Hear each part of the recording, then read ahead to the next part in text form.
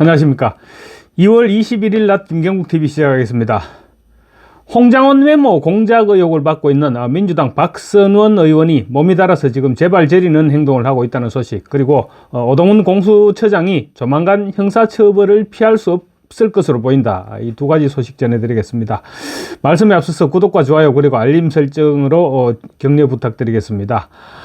박선원이 지금 몸이 달았습니다. 오늘 실시된 내란 국조특위 4차 청문회에서 박선원은 자기 차례도 아닌데 발언을 신청해서 자기는 홍장원 메모와 무관하다면서 PPT까지 준비해서 필적을 대조해 보이기까지 했습니다.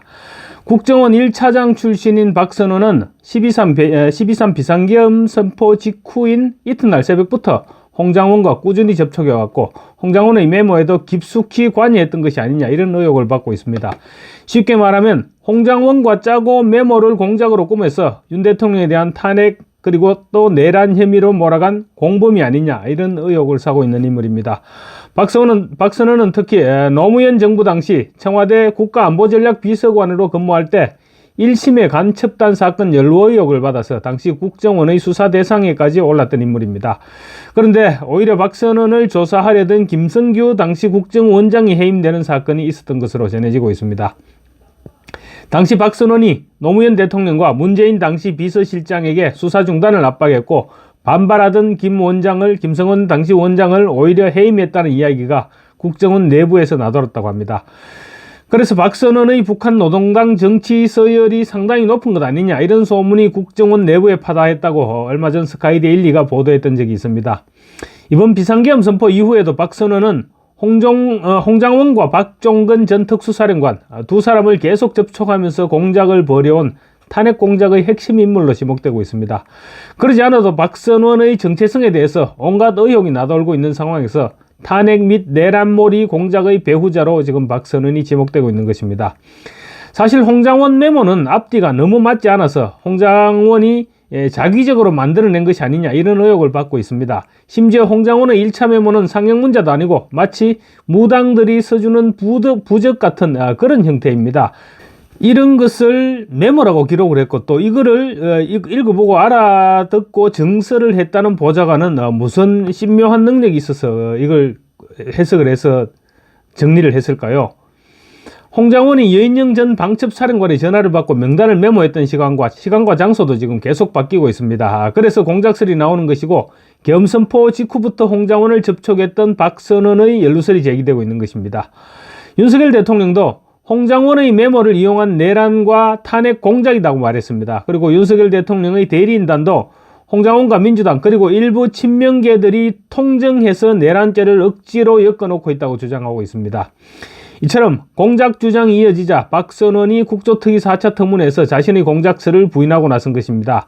박선원은 특히 홍장원의 메모와 자신의 필체를 회의장에 PPT를 올리면서 전혀 필체가 다르다고 주장하기도 했습니다. 그런데 필체 부분은 이미 인터넷에 박선원의 특정 필체와 홍장원 메모에 가필된 글씨의 필체가 흡사하다는 글들이 나돌았고, 그래서 미디어워치 변희재 대표와 신의 한수 신혜식 대표가 공동으로 필적 감정을 의뢰해 두었다고 하니 아마 내주 정도 필적 감정 결과가 나오면 문제가 해결되지 않을까 싶습니다. 다만 예비 감정에서 두 필체가 거의 동일해 보인다는 분석이 나왔던 만큼 정밀 감정에서도 동일 필체로 확인될 가능성이 높아 보입니다. 만약에 동일 필체로 확인될 경우 박선원은 물론이고 민주당 전체가 지금 소용돌이에 빠질 수밖에 없을 것입니다. 그런데 박선원은 오늘도 국정원 해외파트 간부들의 실명을 공개석상에서 몇 차례나 계속 언급을 했습니다. 박선원은 그러면서 홍장원과 민주당 그리고 박선원 자신을 연결시켜서 내란 공작을 하려던 긴급 공작 지시가 이 사람들에게 내려졌다고도 말했습니다. 민주당과 박선원 그리고 홍장원이 얽힌 내란 공작 의혹이 정폭되니까 미리 앞장서서 공작설을 퍼뜨려서 방어를 하겠다, 이런 술수가 아닌지 모르겠습니다. 박선원은 또 김병주와 박범계 등과 손잡고 곽종근 특전사령관을 회유했다는 의혹도 받고 있죠. 김병주가 곽종근 전 사령관을 회유해서 유튜브로 생방송하는 그 자리에 박선원도 함께 있었습니다.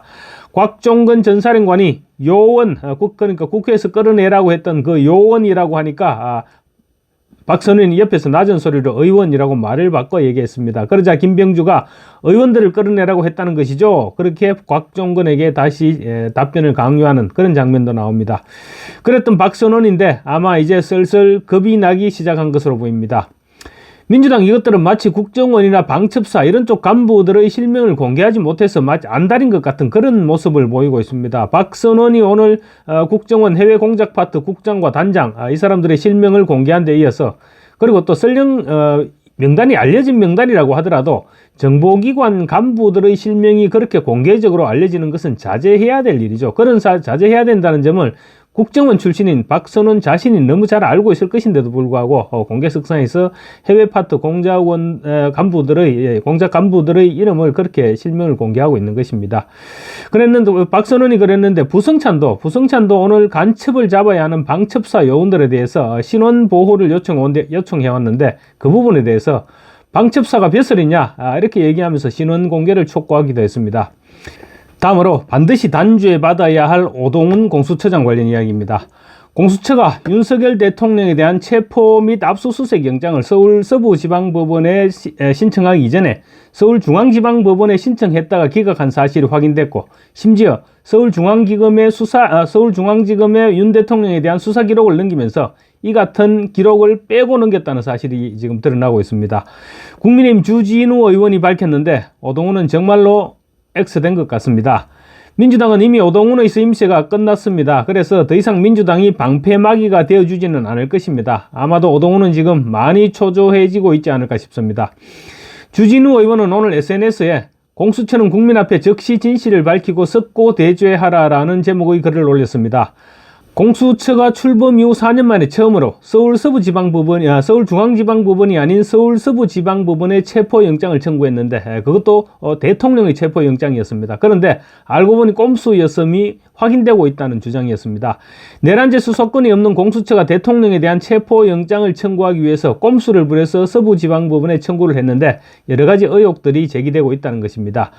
당시 서울서부지방법원 이순영 영장전담판사가 영장을 발부했죠. 그랬는데 당시 국민의힘 윤상현 의원이 서울중앙지법에 영장을 청구했다가 기각당하니까 서부지법으로 재청구했다 이런 의혹을 제기했었습니다. 특히 판사 출신이었던 황현호 부장판사는 오동훈이 서울중앙지법 남천규 부장판사에게 영장을 청구했다가 기각당했다면서 서울중앙지법 판사의 실명까지 공개했었는데 근데 그때 이상하게도 더 이상 진전이 없었습니다.